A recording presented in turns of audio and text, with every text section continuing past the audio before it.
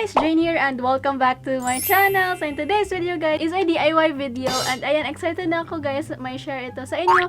And before that, mag-shoutout muna tayo.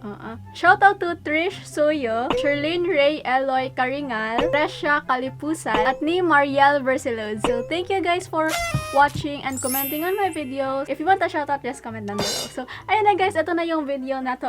Excited na ako kasi ayan, in-important ko talaga tong video na to at sana magustuhan nyo yung DIY natin. Nakita ko to sa Pinterest guys at trinay ko at nag-work naman siya. So ayan guys, I'll be sharing with you kung paano ko siya ginawa and ayan, hindi siya madali pero it's worth it naman. So ayan guys, I hope you keep on watching towards the end. May nakalimutan pala akong guys i-announce. So, ayan guys, subscribe to G-Lounge YouTube channel. Ayan, ito siya. Ayan. Kasi baka may pa part 3 tayo na room makeover dyan. So, ayan, stay tuned guys. And medyo nabago yung bed ko at nasa G-Lounge YouTube channel siya guys. Baka. Sana i-share nyo at supportahan yung G-Lounge YouTube channel. So, ayan, thank you! Hello! So, ayan guys, let's start with the DIY. So, yung ginawa ko guys, wala akong actual measure talaga. Nag-estimate lang ako kung anong gusto kong width or length ng aking box or shelf. So, ayan, mag-experiment lang kayo kung gaano kalaki yung gusto niyong box or shelf. So, ayan guys, nag-experiment lang talaga ako at saka scissors dyan. Hindi ko recommend yung gunting guys kasi ang kapal ng box.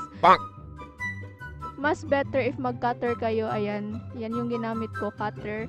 Huli ko nang naisip na mag-cutter. So, ayan, na-cut ko na siya. 2. We need 6 more kasi, ayan, 8 dapat at you'll know why later. So, ayan, nag-cut din ako ng medyo mas maliit pa ng width kasi ito yung second box natin. Ayan. Pero same length naman, pero different width. Ganon. So, ayan guys, nag-cut lang din ako ng 8 pieces. Ayan. At ito siya. Makapal talaga yung karton na pinili ko. Which is a good thing para matibay talaga yung ating shelf. So, ayan guys, yung ginawa ko dito is sinasandwich ko lang siya or pinapatong-patong ko lang siya yung excess karton na para matibay lalo yung shelf natin. Ayan guys, gumamit na ako ng glue. Any glue will do. Ayan, para magdikit-dikit yung karton at saka natin siyang i-sandwich para matibay siya lalo. So ayan, that's why we need 8 pieces para 2 per side, ganon, by pair sila. So ayan, nag-sandwich lang ako ng mga karton dito. Ayan guys, pinatungan ko siya ng mabigat na bagay para naman lalo siyang dumikit. Ayan siya, mga libro ko yan. At next step guys, since may gap yung karton natin, ika-cover natin siya ng tape. Since wala akong tape, wallpaper yung ginamit ko. And you can use masking tape naman. Oo, syempre. Kasi wala nga akong tape. So, ayan, nag-DIY tape na lang ako. Ayan na guys, let's do the same sa ibang karton. Ayan, may pa-transition. Ayan. So, 4 na sila at saka yung mga maliliit, yun din yung ginawa ko. So, ayan. May pa-transition ako naman. So, ayan. So, yung dalawa guys, yung 2 sides, nag-cut lang ako ng 1/3.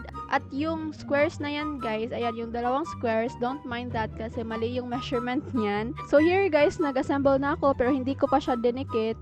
Tiningnan ko muna yung forma niya. So, ayan, dinikitan ko siya ng glue gun. At be careful guys kasi mainit yung glue gun. Malapit nang mabuo yung ating big box at mag-proceed na tayo sa smaller box at ayan, medyo complicated siya so just watch na lang.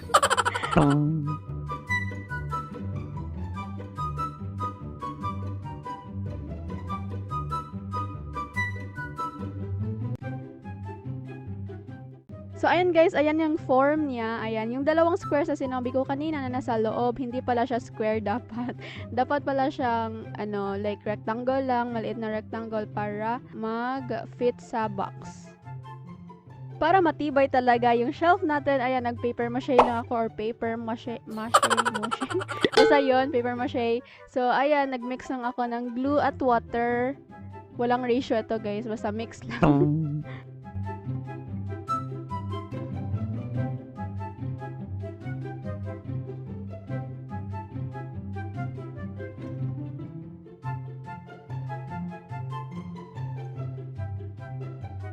Grabe, ang tagal kong natapos guys. Mga 5 hours ata.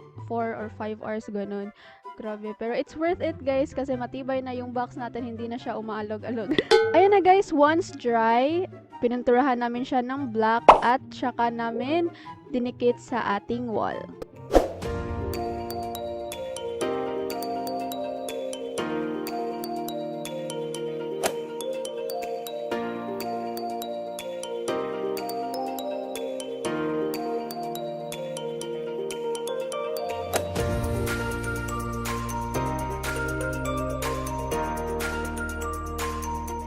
And guys, that's it for this DIY. Sana nagustuhan nyo. At ayan siya, oh. Ang ganda niya dyan. At nababagay siya sa ating room. Ang ganda lang talaga niya kasi para siyang nabili mo na shelf talaga sa store, ganan. So, ayan. Ang saya ko dito sa DIY na to. So, and guys, I hope you give this video a thumbs up and subscribe down below if you haven't already. And click the bell button beside the subscribe button to get notified whenever I post a new video. So, see you guys on my next video. Bye! Love. Mwah.